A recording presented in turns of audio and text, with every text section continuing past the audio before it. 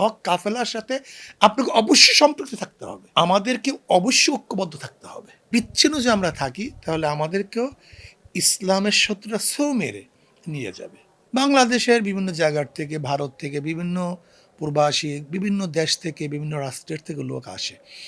এই বছর মাহফিলটা আসলে ভিন্ন। এই বছর মাহফিলটা তো এমনিতে আমাদের সময় মতো হয়নি, নির্বাচনের কারণে, তারপরে রমজানের কারণে আমাদের মাহফিলটা হয় সাধারণত 12, 13, 14 ফাল্গুন। কিন্তু এই বছর সেই সময় মাহফিল করতে পারি, রমজান গেছে, ঈদ গেছে, মানুষের অর্থনৈতিক অবস্থা ভালো না, তারপর বিশ্বের রাজনৈতিক অবস্থা, যুদ্ধের অবস্থা, তেলের অবস্থা, গাড়ির অবস্থা, মানুষের ছুটির অবস্থা, মানুষের কৃষির অবস্থা, বিভিন্ন ঝামেলার কারণে একবার আমরা সিদ্ধান্ত নিয়েছিলাম মাহফিল করবো কিনা। আবার আমরা চিন্তা করছি আসলে চরমনাই তরিকার 5টা ঔষধ, এর মধ্যে একটা ঔষধ হলো বৎসরে 2বার চরমনাই মাহফিলে আসা। এর জন্য বাস এই শুধু একটা ঔষধ পালন করার জন্য এবার মাহফিল করা হয়েছে, নয়তো এই সময় আসলে মাহফিল করার মতো আসলে সেই পরিবেশও ছিল না, সেই অবস্থানও নাই। বাংলাদেশে তো বুঝতে পারতেছেন, গাড়ি পাওয়া যাচ্ছে না, তৈল নেই, ভাড়া অনেক বেশি, মানুষের অর্থনৈতিক অবস্থা খুবই খারাপ। তারপর আলহামদুলিল্লাহ মোটামুটি শর্টকাটে যেরকম আল্লাহর বান্দারা।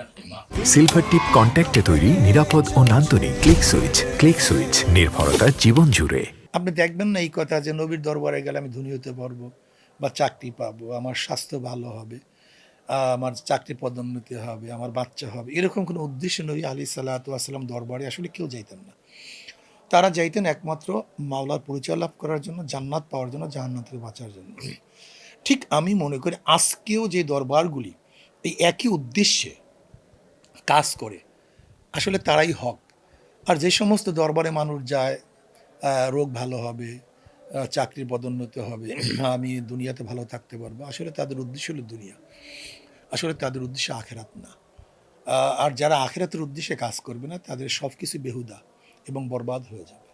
এইগুলি আসলে এই কষ্ট সাধনার কোনো দাম হবে না। ঠিক চরমনাইতে যারা আসছে, কষ্ট করে আসছে, নবী আলী সাল্লামের দরবারে যারা যেতেন তারা নিজেরা খেয়ে, নিজেরা পড়ে, নিজেরা সব ত্যাগ করে, নাকি সবই তো নিজেরা ত্যাগ করতেন, সব কিছু উজাড় করে দিতেন শুধু মাওলাকে পাওয়ার জন্য। ঠিক এখানেও যারা আসে নিজেদের ভাড়া, নিজেদের অর্থ, নিজেদের সময়, নিজেদের খাওয়া, কষ্ট সব কিছু সাধনা করে আমরা চাইতেছি যে আসলে নবী আলী সাল্লামের সাথে তো আমাদের কোনো অবস্থাতে তুলনা সম্ভব না, কিন্তু নমুনা থাকা চাই। আলাইকুম বিসুন্নতি ও সুন্নতুল খুলাফায়ে রাশিদিন আল মাহদিয়িন তামাসসাকু বিহা ওয়া আদ্দু আলাইহা বিন নওয়াজিস। নমুনা থাকতে হবে, প্রত্যেকটা কাজের একটা নমুনা, একটা মিসাল, উদাহরণ যেন সরদার দো আলম আলী সাল্লাম এবং সাহাবাদের সাথে থাকে। আমাদের চলা ফেরা, ওঠা বসা, খাওয়া দাওয়া, চাকরি নৌকারি, কাজ বাজ, রাজনীতি, অর্থনীতি, সব কিছু যেন তাদের সাথে একটা সুন্দর সম্পর্ক থাকে। যদি তাদের সাথে সম্পৃক্ত রেখে এবং সেই অনুযায়ী করতে পারি তাহলে আমরা কামিয়াব হব। আমাদেরকে অবশ্যই ঐক্যবদ্ধ থাকতে হবে। যে কোনো একটা কাফেলার সাথে ঐক্যবদ্ধ, একা একা ইবাদত করা যায় না। যেমন ধরেন আপনার একজন বন্ধু যদি নামাজি হয়, নামাজে যাওয়ার সময় আপনাকে ডাকবে চলো নামাজ পড়তে যাই, একা একা হয় না। এর জন্য যে কোনো এক জামাতের সাথে, একটা কাফেলার সাথে, হক কাফেলার সাথে আপনাকে অবশ্যই সম্পৃক্ত থাকতে হবে। যে হকই হোক, এটা আমি বলবো না চরমনাই একমাত্র হক, তা না। যে কোনো একটা হক কাফেলার সাথে সম্পর্ক না থাকলে একা একা, যেরকম জঙ্গলের জানোয়ারগুলি একা থাকলে হিংস্র প্রাণী তারা সৌ মেরে নিয়ে যায়, কিন্তু একত্রিত থাকলে কিন্তু তাকে আক্রমণ করতে পারে না। ঠিক বিচ্ছিন্ন যে আমরা থাকি তাহলে আমাদেরকেও ইসলামের শত্রুরা ছৌ মেরে নিয়ে যাবে, আমরা হকের উপরে থাকতে পারবো না। এর জন্য আমি মনে করি আমার অনুরোধ থাকবে, আমার বক্তব্য থাকবে যে ভবিষ্যৎ প্রজন্ম যারা থাকবেন তারা যেন যে কোনো অবস্থাতেই কোনো এক হক জামাতের সাথে সম্পৃক্ত থাকেন।